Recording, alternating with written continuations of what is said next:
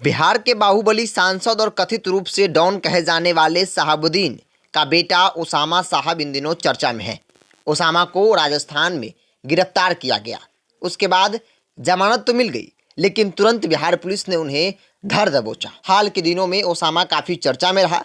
आखिर सवाल उठता है कि क्या ओसामा अपने पिता शहाबुद्दीन की विरासत को संभाल पाएंगे, जो कि संभव नहीं दिख रहा है। दरअसल दिवंगत पूर्व सांसद शहाबुद्दीन के बेटे ओसामा साहब को राजस्थान के कोटा के रामगंज मंडी थाने पुलिस ने गिरफ्तार किया। हालांकि एसडीएम कोर्ट से उन्हें जमानत मिल गई, लेकिन इससे पहले कि वो वहां से निकलते बिहार पुलिस ने उन्हें गिरफ्तार कर लिया। ओसामा पर सिवान के हुसैनगंज थाने में 2 आपराधिक मामले दर्ज हैं।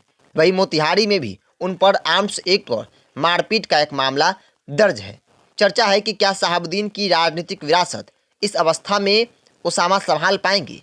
क्या रईस खान से दुश्मनी के चक्कर में ओसामा अपना सब कुछ गंवा बैठेंगे? दरअसल आपको याद होगा, कोरोना काल में 1 मई 2021 को पूर्व सांसद मोहम्मद शहाबुद्दीन का दिल्ली के दीनदयाल उपाध्याय अस्पताल में निधन हो गया था।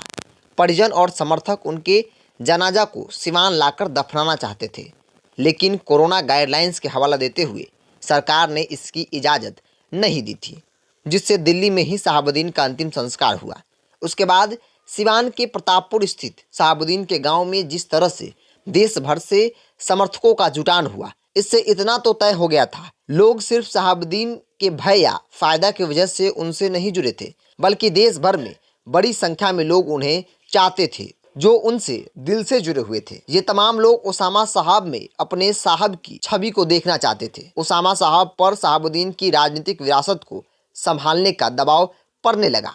वहीं दूसरी ओर शहाबुद्दीन के राजनीतिक जमीन पर कई और नजरें भी टिक गई। ऐसे में साहब के लिए इसे बचाना बड़ी चुनौती के तौर पर देखा गया।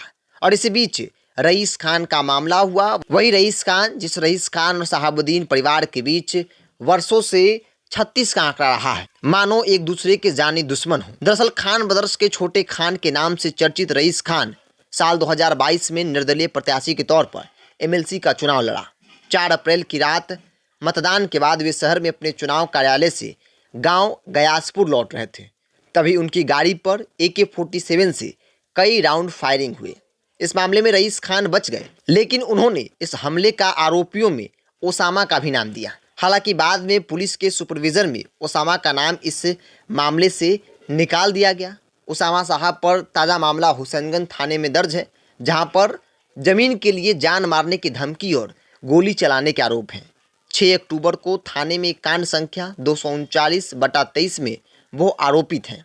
शहर के बनिया टोली के रहने वाले अभिषेक कुमार जिम्मी ने ओसामा साहब और उनके करीबी सलमान के खिलाफ थाने में शिकायत दर्ज कराई थी। दरअसल हुसैनगंज के छपिया और अभिषेक की पुश्तैनी जमीन है, जिसे लक्ष्मीपुर के रहने वाले अर्जुन को एग्रीमेंट किया गया। आरोप है कि ओसामा इस जमीन को कॉलेज बनवाने के लिए अपनी शर्तों पर खरीदना चाहते थे। बात नहीं बनी तो उन्होंने गोली चलवा दी। इसके अलावा ओसामा पर मामला दर्ज हो गया। सिवान की राजनीति में शहाबुद्दीन एक ऐसा नाम था जिसने कभी हार नहीं देखी। राजनीति में भी उन्होंने 2 विधानसभा और 4 लोकसभा चुनाव लड़ा, सब जीत दर्ज की। साल 2009 का लोकसभा चुनाव शहाबुद्दीन की पत्नी हिना साहब ने लड़ा, लेकिन वो जीत नहीं सकी।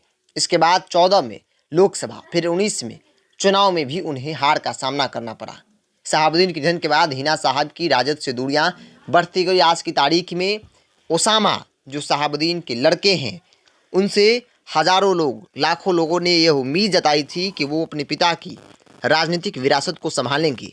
शहाबुद्दीन का दूसरा रूप, या फिर यूँ कहें कि शहाबुद्दीन की छवि को ओसामा में देखा गया, लेकिन उन तमाम लाखों समर्थकों के सपनों पर पानी फिर गया। चूँकि ओसामा एक नहीं कई ऐसे मामले में आरोपी बनाए गए हैं जहां पे गुंडागर्दी, मारपीट, गोली चलाने का आरोप है, धमकियां देने का आरोप है। अब राजस्थान से जहां एक तरफ जमानत मिली, तो वहीं बिहार पुलिस ने उन्हें गिरफ्तार कर लिया और कहा जा रहा है कि अब ओसामा की राजनीति करियर जो है वो यहाँ से खत्म होना, चूँकि उम्र के पहली पड़ाव में इस तरीके से दागों से घिरना राजनीति के लिए अच्छे नहीं होते हैं। वो ज़माना गया जब बाहुबलियों का दबदबा हुआ करता था। आज की तारीख में नेता इन तमाम चीज़ों से बचते हैं, लेकिन ओसामा पहले ही झटके में इन सब तमाम चीज़ों से घिरते नजर आ रहे हैं, जिससे कहा जा रहा है कि राजनीतिक तौर पे शहाबुद्दीन का परिवार का चैप्टर द एंड होने वाला है।